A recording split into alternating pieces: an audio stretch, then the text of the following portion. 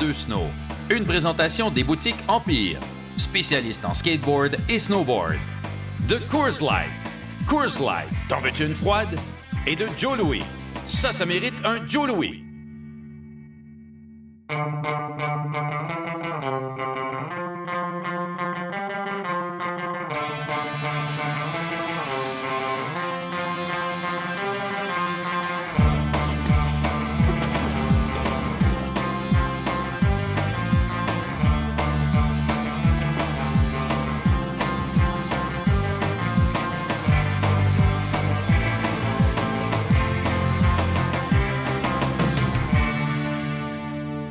Salut tout le monde, bienvenue à H2 Snow. Cette semaine, on vous présente la 8e édition du Ride Shakedown, la plus grosse compétition de snowboard au Canada. Et cette année, grosse nouveauté, l'introduction d'une catégorie féminine. Toujours une bourse de 35 000 remise aux gagnants. Et je vous rappelle qu'en 8 ans d'existence du Shakedown, on n'a jamais vu le même planchiste gagner à 2 reprises.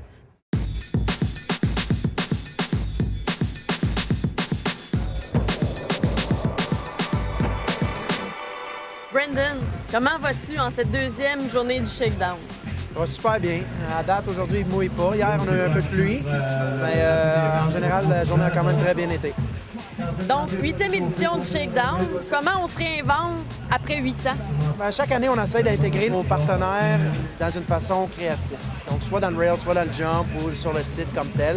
Cette année, on a construit avec AMP, à travers les rails qu'on a, c'est toujours très important que les riders puissent rider le setup, oui. Que ce ne soit pas un cirque, un party de Yahoo, si on veut. Genre. On essaie d'intégrer, faire satisfaire les riders autant que notre partenaire. Cette année, on a créé une chute d'eau. C'est une partie du module, c'est la chute. Les 3 autres rails sont à l'arrière. Donc, c'est toujours le même format, jump à rail.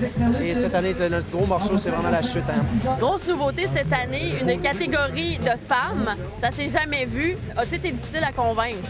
Non, j'ai pas été difficile à convaincre du tout. En fait, c'est Oakley qui nous ont approchés, voulaient amener quelque chose de nouveau au Shakedown. Encore là, de trouver une façon créative d'embarquer nos partenaires dans l'événement. Et c'est là qu'on a conclu que Oakley serait un peu le présentateur du volet féminin. Donc, effectivement, la première année cette année, les filles sautent le jump aujourd'hui pour la première fois. À date, ça va bien. Hier, on a fait une qualification pour le Rail Jam. Super bien été. Donc aujourd'hui, on va voir comment que ça se déroule. Et en ce moment de crise économique, vous, ça vous touche pas vraiment parce que le montant de la bourse n'a pas diminué, en fait?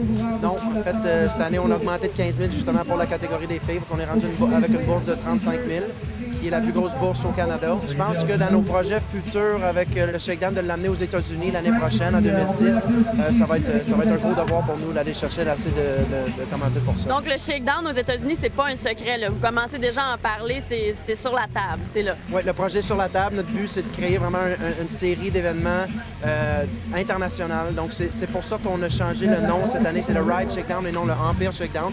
Le nom a été changé dans le but de pouvoir grossir l'événement et de créer un circuit mondial. Et des prédictions pour la journée d'aujourd'hui ou pour la soirée? Écoute, il y a Charles Reed, Sébastien Toutant qui ont eu des saisons incroyables. Ils ont voyagé partout au monde. Ils ont eu des super beaux résultats. Dirais-tu qu'aujourd'hui, on a plus de chances de voir gagner 2 fois le même planchiste parce que ça s'est jamais vu encore? C'est vrai, on n'a jamais eu le même gagnant 2 fois au Shakedown.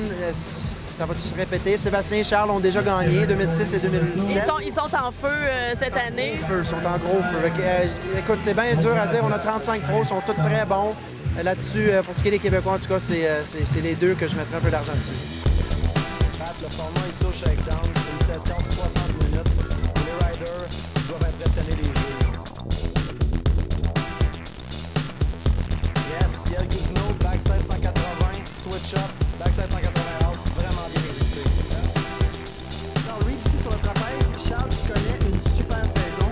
Ouais, Charles Reed il a terminé deuxième après Sean White au Intelligent Design au Utah. Au Utah, exactement. Encore avec un autre trick super technique sur le trapèze. Tout le temps fait la finale, Charles.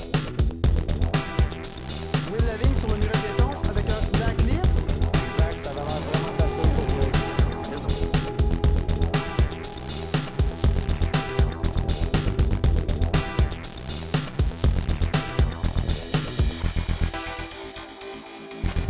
Ici, le rider invité de l'Allemagne, Silvia Müller. Ici, Alex Bocage sur le C. Oh! Yes, Alex qui se démarque vraiment avec son originalité. Will Lavigne sur le muret de béton. Charles